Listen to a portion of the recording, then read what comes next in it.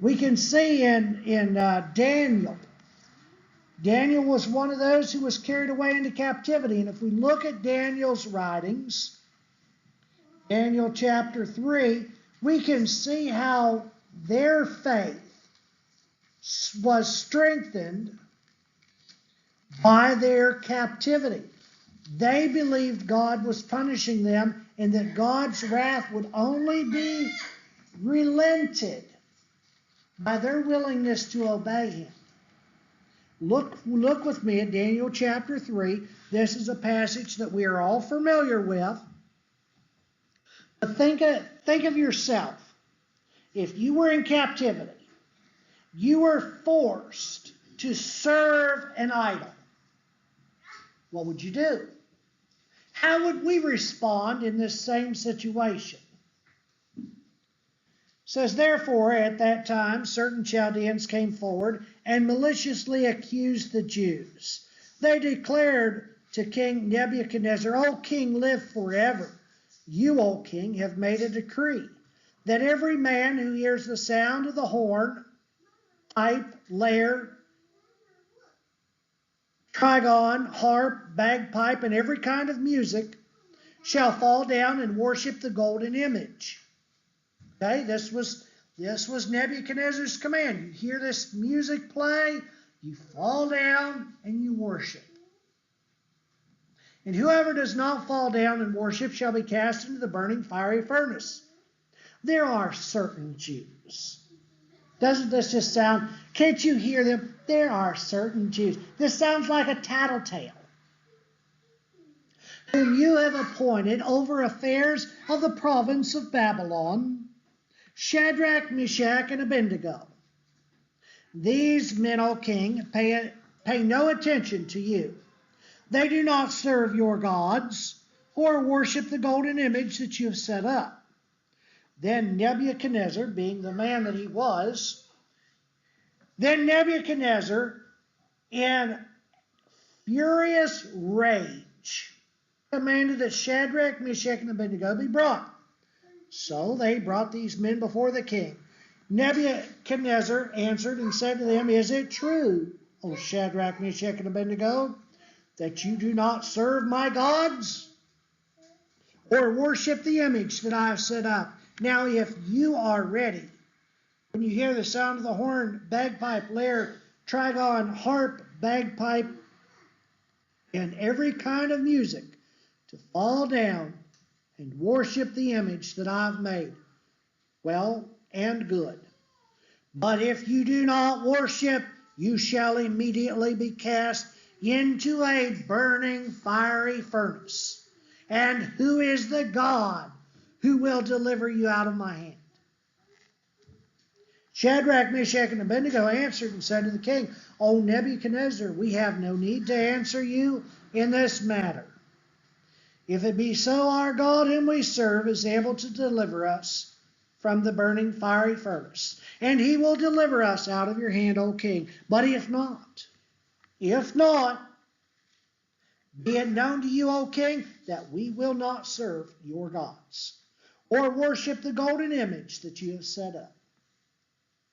Then Nebuchadnezzar was filled with fury, and the expression of his face was changed against Shadrach, Meshach, and Abednego. He ordered the furnace heated 7 times more than it was usually heated. He ordered some mighty men of his army to bind Shadrach, Meshach, and Abednego and to cast them into the fiery furnace.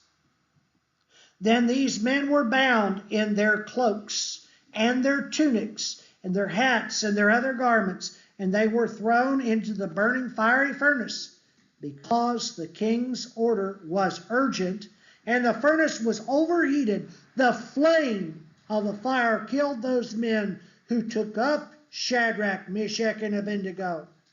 And these 3 men, Shadrach, Meshach, and Abednego, fell bound into the fiery furnace. Then Nebuchadnezzar was astonished. He rose up in haste. He declared to his counselors, Did we not cast 3 men into the fire? They answered and said to the king, True, O king. He answered and said, But I see 4 men bound walking in the midst of the fire, and they are not hurt. And the appearance of the fourth is like a son of the gods. Then Nebuchadnezzar came near to the door of the burning fiery furnace. He declared to Shadrach, Meshach, and Abednego, servants of the Most High God, come out and come here. Shadrach, Meshach, and Abednego came out of the fire. And the satraps and the prefects, the governors, the king's counselors gathered together and saw that the fire had not had any power over the bodies of those men. The hair of their head was not singed. Their cloaks were not harmed. And the smell of fire, and no smell of fire come upon them. Then Nebuchadnezzar answered and said, Blessed be the God of Shadrach, Meshach, and Abednego. See, what happened here is a demonstration of faith.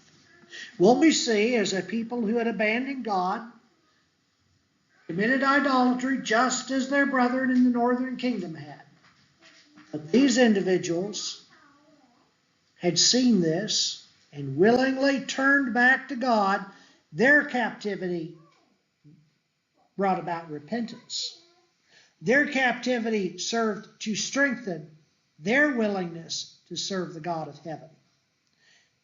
And so, after 70 years of captivity, they were allowed to return into Judah. Now, we're going to see how these two groups, the Samaritans, or the citizens of northern Israel, and the Jews, or the citizens of the southern Israel, interact with one another. This is very important to understand where the Samaritans were when Jesus came on the scene. Their return from Babylon came in three phases.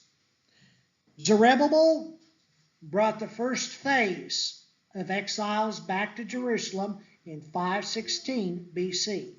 Ezra brought the second wave of exiles back in 456 BC. And Nehemiah brought the final wave of exiles back in 445 BC.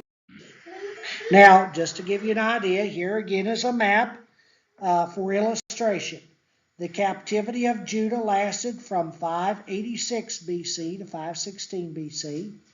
And we can see the arrows on the screen would tell us when those individuals were returned. Now, we have a question of identity.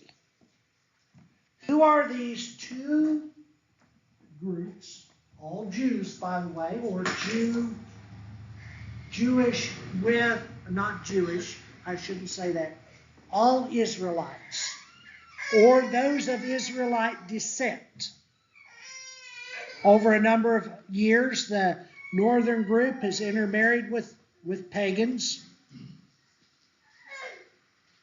When Zerubbabel returned, the Jewish people were filled with new zeal, and they decided upon return to rebuild the temple as the center of worship of God in Jerusalem.